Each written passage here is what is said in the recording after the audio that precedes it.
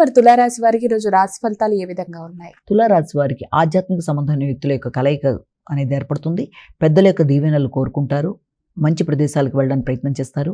దూర ప్రయాణాలకు అవకాశం అనేది ఉంది. ఉన్నత విద్య కొరకు ప్రయత్నం చేసే వారికి అనుకూలమైన సమయంగా మనం దీన్ని భావించవచ్చు.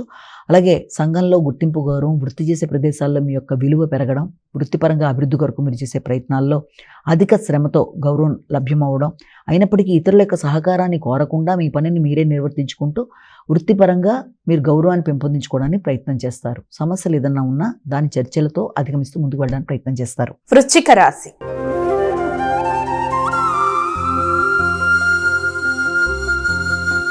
మరి వృశ్చిక రాశి వారికి ఈరోజు రాశి ఫలాలు ఎలా ఉన్నాయి? వృశ్చిక రాశి వారికి ఆర్థిక సంబంధమైన విషయాల మీద దృష్టి కేటాయిస్తారు. తండ్రి యొక్క ఆరోగ్యం మీద శ్రద్ధ తీసుకుంటారు. కుటుంబ సభ్యుల కొరకు, కుటుంబంలో కార్యక్రమాల కొరకు విశేషంగా ధనాన్ని ఖర్చు పెట్టడానికి ప్రయత్నం చేస్తారు.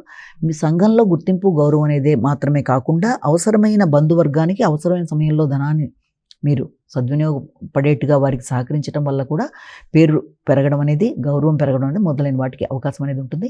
మీ యొక్క ఆరోగ్య విషయం మీద కూడా తగిన శ్రద్ధతో ముందుకు వెళ్ళాలి. మాట విలువను పెంపొందించుకుంటారు, గౌరవం పెంపొందించుకుంటారు. కుటుంబంలో కూడా మీ గౌరవం, మాట విలువ పెరుగుతుంది. మీ యొక్క కుటుంబ సభ్యులతో మంచి సమయాన్ని సద్వినియోగపరుచుకున్నప్పటికీ కూడా మీ యొక్క ఆరోగ్య విషయంలో తగిన శ్రద్ధతో ముందుకు వెళ్ళాలి. ధనస్సు రాశి.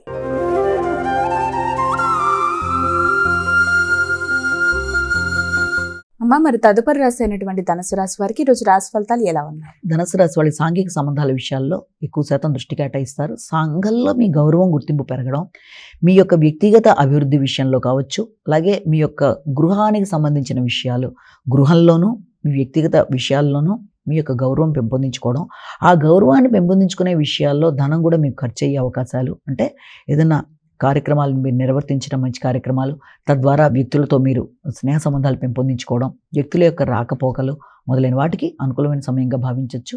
మానసిక ప్రశాంతత పెంపొందించుకునేట్టుగా ప్రయత్నాలు చేస్తారు. అయినప్పటికీ కూడా సంఘంలో ఉన్నత స్థాయి వ్యక్తులతో మాట పట్టింపులు, విభేదాలు రాకుండా తగిన జాగ్రత్తలతో ముందుకు వెళ్ళడానికి, కమ్యూనికేషన్ గ్యాప్ రాకుండా జాగ్రత్తలు తీసుకుంటూ మీ అభిప్రాయాలని మీ యొక్క వ్యాపార వ్యవహారాల్లో మీరు ఆశించిన స్థాయిలో ఉండే విషయంలో కూడా జాగ్రత్తలు తీసుకుంటూ, అంటే ఎలా చేస్తే అభివృద్ధి ఉంటుంది అన్న విషయంలో కూడా భాగస్వామి, ఈ యొక్క వ్యాపార భాగస్వామితో కూడా తగిన చర్చలు చేసుకొని మంచి నిర్ణయాలు తీసుకోవాలి.